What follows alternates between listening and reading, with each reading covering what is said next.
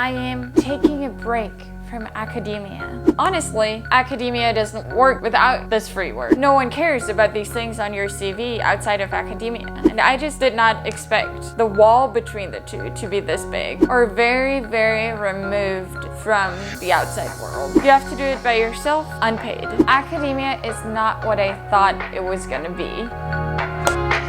Hi everyone! Thank you so much for clicking on this video. Today I'm going to tell you the reasons, or 3 of the reasons, why I am taking a break from academia. I am Michaela. I'm a PhD candidate at the University of Hawai'i at Mānoa. I'm in the Second Language Studies department and I just defended my dissertation. But recently, really not too long ago, I decided to not continue in academia, at least for a little while. And in this video, I want to tell you guys why. If you want to see more videos like this, make sure to subscribe to our channel. We would love that. We really appreciate any one of you that subscribe to our channel. And you can even buy us a coffee in the link below. That would also be super helpful. So thank you so much. Now let's get into it. My reason number 1 for why I'm taking a break from academia is actually that academia is not what I thought it was gonna be. So after my master's, I thought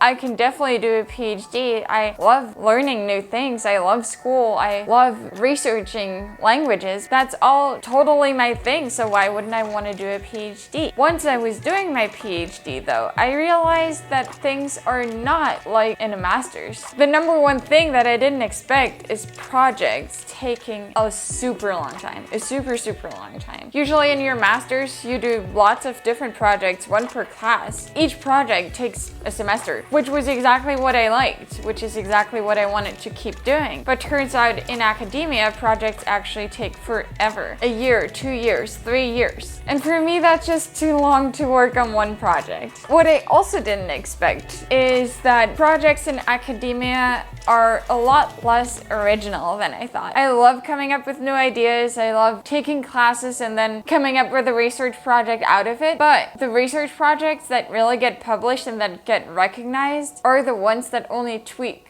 1 or 2 things. You only study another study site. You only study another population of people. You do the exact same thing that everyone else is doing, but you tweak this 1 tiny thing in your study. I guess usually the studies that you do in academia are to find out whether something applies to another population, whether something applies to something else. Yeah, that's maybe a little bit too boring for me, at least to work on it for a long time. This might be different in different fields. It really depends on what kind of field you're working in. And I think for the exact same reason, this is another thing that I didn't expect. People that work in 1 field are this very, very close-knit community, which is a good thing, but it also means that you don't really read anything that gets published outside of this community. So if you want people to recognize your work, you have to use the exact same technical terms that these people that you want to read your work also use. If you want people from different fields to read your work, that's almost impossible because people don't care about anything that's not published in their field, or not often care about anything that's not published in their field. So yeah, for someone who loves taking classes and loves taking different classes, loves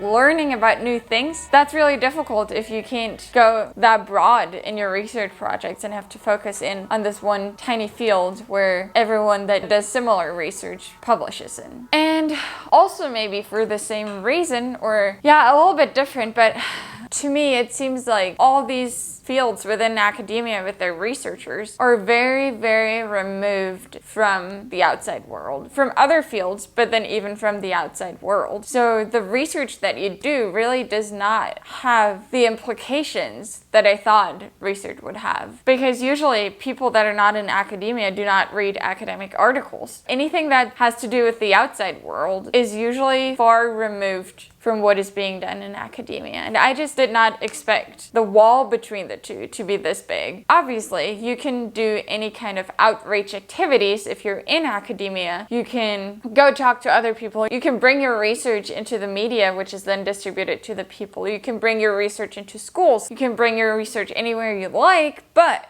all of this doesn't happen if you don't do it. So people usually the connection is usually not there. You are the one making it, and if you care about it that much, you have to do it by yourself, unpaid. And this is my reason number 2. Most of the work that you do in academia is unpaid. If you're doing your PhD yourself, I'm sure you've already heard someone saying, oh, please do this. It's going to look great on your CV. That might be true, but no one cares about these things on your CV outside of academia. So it's a great thing to build your CV with outreach activities, with committees that you serve on, with all these things that you do for free. But once I realized that you can do the exact same work outside of academia and be paid for it, I was wondering, why am I still doing it for free? Obviously, you do it because you care about it, you like doing that kind of work, but then sometimes you don't even get a thank you for it. So yeah, that's definitely a reason. And then talking about overworking yourself, my 3rd reason is that my professors work basically 24/7. You have no clear-cut break, even though you have the flexibility to do your work whenever you want, wherever you want, which is awesome. We have a video about the 5 best things about doing a PhD.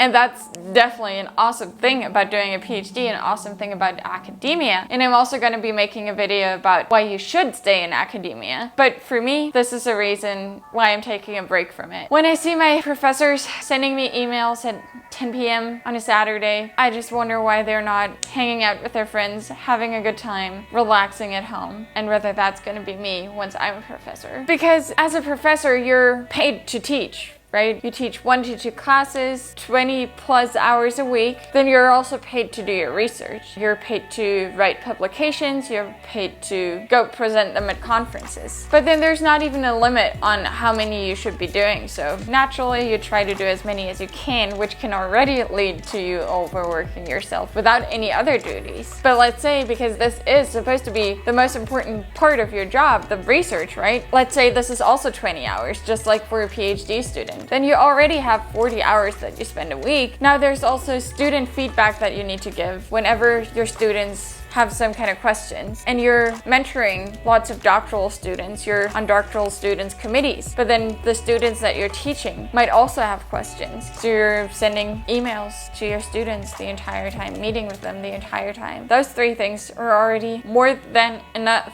for a week. But now think about all the committees you have to serve on. I don't know, job search committees, PhD interview committees for the new PhD students, DEI committees, grant committees where you have to decide who gets the grants in your department, any kind of other initiatives. People always form committees and they always want you to be on it, because honestly, academia doesn't work without this free work that people are putting into it. As I said, the outreach, any kind of outreach that you want to do, you have to do by yourself on your own time without being paid. Grant applications, you are not paid enough to do your research. You're not paid enough to have your students help you with your research. You're not paid enough to present your research everywhere you go for conferences. So every time you want to do a new research project, you have to write grants, which also takes a lot of time, obviously, and takes away time from all these other things you have to do. Then, as a good researcher, you probably want to be an editor, associate editor, I don't know, main editor, I don't know what they're called right now. Editors for journals. The better the journal, the better. But obviously, that also takes a lot of your time. Being an editor is super difficult. You need to find your reviewers, you need to find your papers, you need to review them. Lots of stuff in addition to writing your own research and doing all the other things. Even things like just Title IX training, you're not paid for. You do it on your own time. And when I realized that in other jobs, you usually get paid for, doing extra work, I wondered, wow, how much work do we do in academia that do not fit into your workday? And yeah, that's the reason, or that's one of the reasons why I wanted to see what it's like without doing all these things. So yeah, all these 3 things have been affecting my mental health, have been affecting my work-life balance, and the main reason for me wanting a break from it is just to see what life is like without that. What life is like without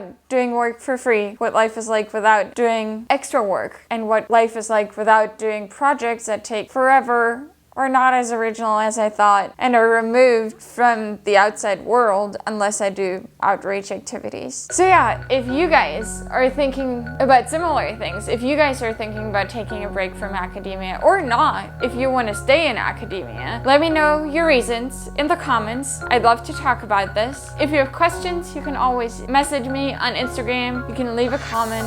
And yeah, let me know if you find this video helpful. I'm gonna make another video about why you should stay in academia, because I still think there are awesome things about academia and that do want to make me stay, because my mind isn't made up as it seems in this video maybe. And yeah, let me know if you want to see any other videos. We have lots already. Click on our channel, check out the other videos. We have lots about our life as PhD students in Hawaii. We have lots about grad school tips, and so yeah, see you guys in the next video.